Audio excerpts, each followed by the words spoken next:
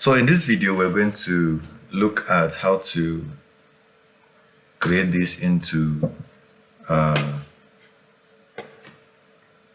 raster or a DEM model. So we are going to take this in two videos.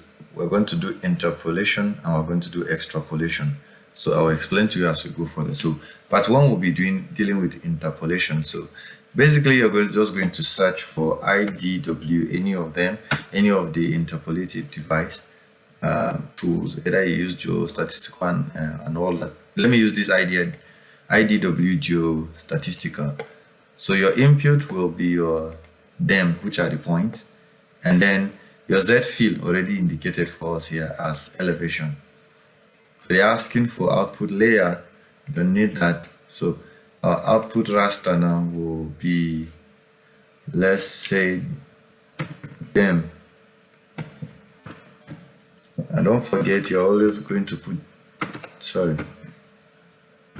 you put TIF.TIF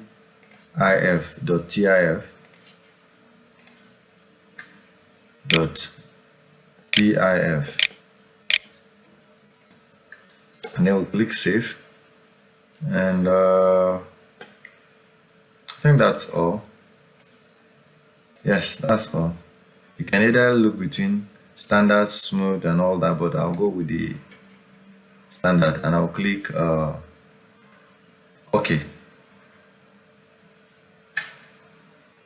So let's try the other one. Don't know what's wrong with that, but let's try the other one. The spatial analyst. Bring in the DEM and let's leave everything the way they are, including this. Let's just OK.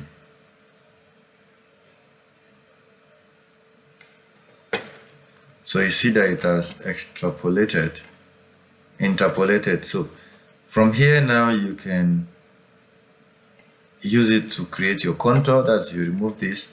You can use it to create contour. You can use it to create anything you want.